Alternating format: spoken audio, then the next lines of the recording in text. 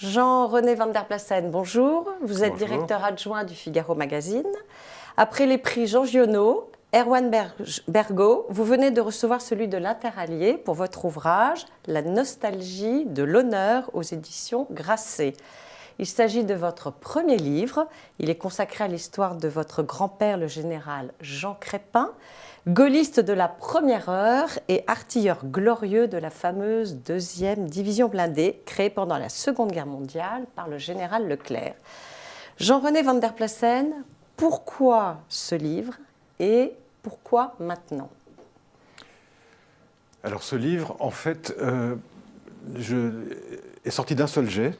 Je l'ai commencé le lendemain de l'assassinat du père Hamel. 6 mois plus tard, il était fini. J'étais bouleversé par ce meurtre barbare et je me suis retrouvé pendant plusieurs mois, tel le petit garçon que j'étais autrefois, avec mon grand-père qui me racontait pourquoi il avait choisi la carrière des armes, parce qu'il sentait que la guerre approchait. Voilà. J'ai eu ce sentiment-là. Vous ne l'auriez pas écrit s'il n'y avait pas eu l'assassinat du père Hamel ? Je pense qu'il me fallait un énorme choc pour... Mais il était en vous, ce livre. Oui, ce livre était en moi, certainement, depuis tant d'années, mais il fallait un gros choc pour le faire sortir. Alors, pour que l'on comprenne qui était Jean Crespin, racontez-nous ce qui décida de son destin en ce matin du 28 août 1940 à Manoka, aux confins du Cameroun.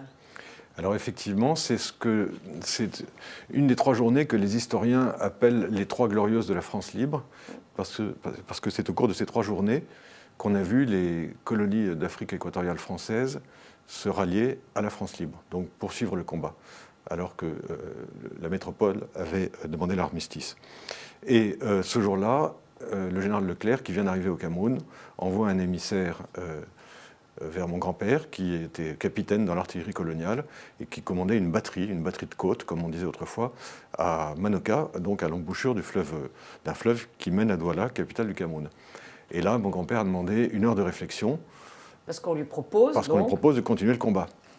Et au bout d'1 heure, il a cette phrase magnifique, allez dire au colonel Leclerc qu'il avait 200 hommes sous ses ordres, il en a désormais 400. Et c'est comme ça que commence la 2e DB. Alors, en faisant ce choix, il savait qu'il encourait des risques, notamment une condamnation à mort par contumace, mais aussi mettait un petit peu en danger les siens, enfin sa famille. Et c'est ce qui s'est passé puisque son épouse, donc la mère de votre maman, mourra en septembre 1944 après avoir sauté sur une mine antipersonnelle allemande. En fait, elle était recherchée et elle tentait de se cacher dans la montagne de l'arrière-pays niçois. Tout à fait. Donc l'honneur va conduire loin. C'est quoi l'honneur exactement ?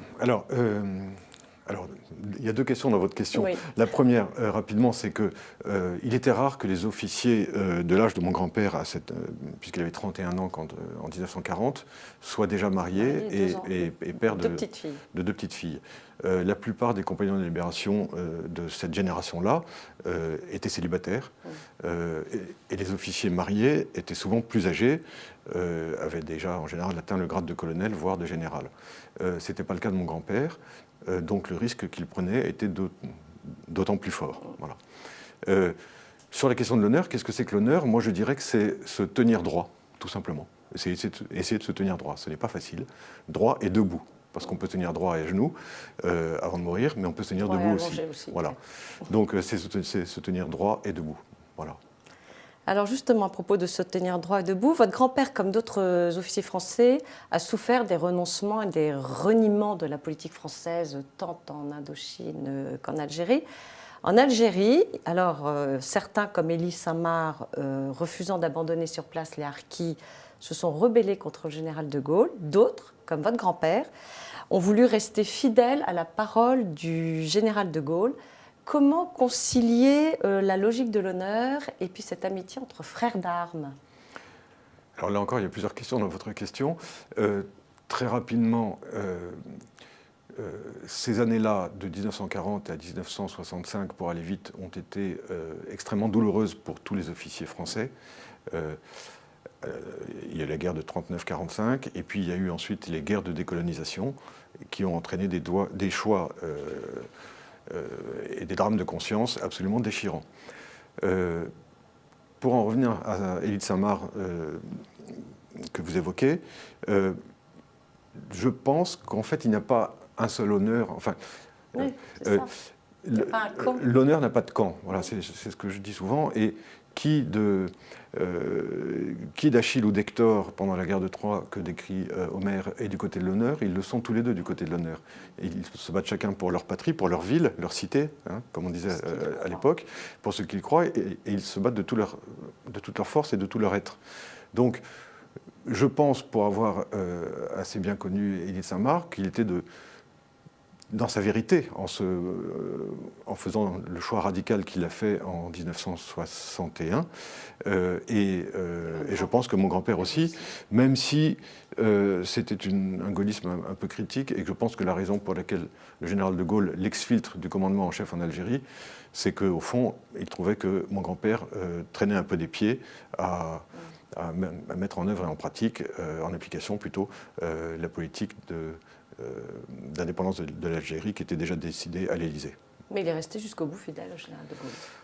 Oui, il est resté fidèle jusqu'au bout, parce que je pense que pour lui, la fidélité, la parole donnée était un élément constitutif du sens de l'honneur. Voilà. Alors, votre livre fourmille d'anecdotes. La première que j'ai choisie raconte un épisode oublié lorsqu'il s'agit d'une fusillade qui a lieu le 26 août 1944, alors que le général de Gaulle se rendait à l'église, enfin à la cathédrale Notre-Dame, pour une messe célébrant la libération. Racontez-nous. Alors oui, effectivement, c'est un épisode que les historiens connaissent bien, même si on ne sait toujours pas qui est à l'origine de cette fusillade. Ouais. En fait, il y a eu 2 fusillades ce jour-là.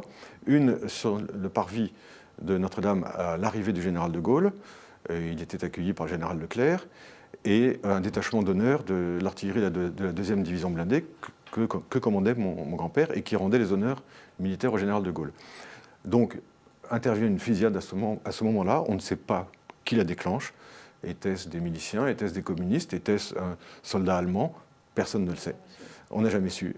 Et tous les témoins qui ont pu être interrogés, aucun n'a donné une version qui corrobore une autre. Alors, ce que vous racontez, c'est que le général de Gaulle reste absolument imperturbable. Il reste absolument imperturbable. Il avance dans la nef, vers la nef. Alors, parce qu'ensuite, il y a effectivement une seconde fusillade dans la nef. Oui, voilà. C'est ça. Alors, il est aussi bien impassible sur le parvis que quand il s'approche de l'hôtel à l'intérieur de la cathédrale. Et là, il y a une seconde fusillade, et c'est la raison pour laquelle la messe était écourtée. Mais la fusillade était si intense que toute l'assemblée s'est jetée à plat ventre, à terre, en renversant les chaises et les prie-dieu, sauf le général de Gaulle et les 2 généraux qui le suivaient, à savoir les généraux Leclerc et Koenig. Voilà. Et il a fallu toute l'énergie de Koenig qui a rabroué vertement toute l'assemblée pour que les fidèles se relèvent et puissent assister à la fin de la messe. Alors, il y a une deuxième anecdote. Elle a lieu à la fin d'un déjeuner familial. Vous avez alors, je crois, 13 ans et votre grand-père décide, enfin amoureux de l'art de la guerre, décide de vous expliquer la manœuvre d'enveloppement. Oui, alors effectivement, c'était un dîner familial chez mes grands-parents à la campagne.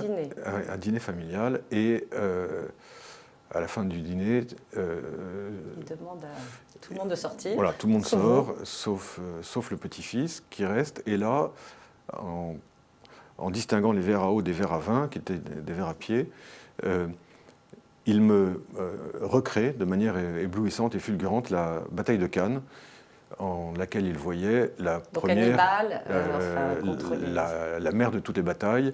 Et c'est une bataille qui s'est déroulée, qui a opposé Hannibal aux Romains. C'était pendant les guerres puniques, je crois. Hein, oui. Et donc cette bataille est éblouissante parce que c'est comme un jeu d'échecs en réalité. Et elle est réduite à sa plus simple expression d'un point de vue intellectuel. Ce sont des mouvements de pièces. Et à l'époque, celui qui attaquait le premier avait souvent le désavantage, et donc il ne fallait pas attaquer le premier. Pourtant, ce jour-là, Hannibal attaque le premier, et enfin, grand tacticien qu'il était, réussi. Après avoir passé toute la nuit à réfléchir. Après avoir passé toute la nuit à réfléchir avec ses meilleurs lieutenants, et contre toute attente, gagne la bataille de Cannes. Parce qu'il a enveloppé, c'est ça? Voilà, en fait, il a débordé par les ailes, avec des mouvements de cavalerie, les phalanges romaines qui étaient constituées de légionnaires, pourtant réputés les meilleurs soldats du monde. Alors, avant de devenir journaliste, vous-même, Jean-René van der Plassen, vous avez été soldat, comme chasseur alpin, puis comme casque bleu au Liban pour le compte des Nations Unies. C'était aussi une façon de servir la France à l'image de votre grand-père?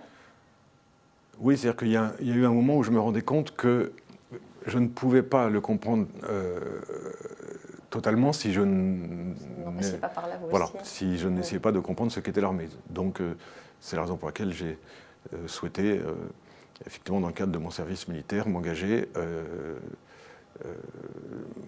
dans l'armée, et afin de partager la même expérience que la sienne, voilà, qui n'avait évidemment D'ailleurs, si à un rien moment à voir. Vous lui racontez un épisode et il est touché comme vous. On ne peut pas comparer l'expérience d'un casque bleu avec celle d'un homme qui a fait de la guerre pendant 25 ans, mais c'était une manière de le comprendre. Voilà. Alors, dans votre livre, vous dénoncez, je vais vous citer, cette Europe gagnée par le nihilisme, où l'idée même de voir, penser, rêver un peu plus grand pour l'homme semble devenue inintelligible et absurde. L'honneur, selon vous, a déserté notre temps? Alors, je pense que il est certain que l'honneur n'est pas très à la mode. Mais il y a des hommes d'honneur, rassurez-moi. Il y a encore, il y a encore évidemment des hommes d'honneur. On ne les connaît pas nécessairement. Ils surgiront sans doute si la France traverse de nouveau une grande période de crise.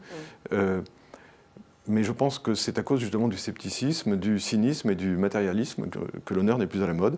Et moi, je vois dans ces trois mots, que sont le scepticisme, le matérialisme et le cynisme, les grandes maladies de notre époque. Et ce sont elles qu'il faut vaincre, en priorité, combattre. Voilà, pour retrouver ce sens de l'honneur qui fait se tenir droit et debout. Très bien. Jean-René van der Plassen, merci pour ce témoignage touchant sur votre grand-père. Merci Marie-Laetitia, merci, au revoir.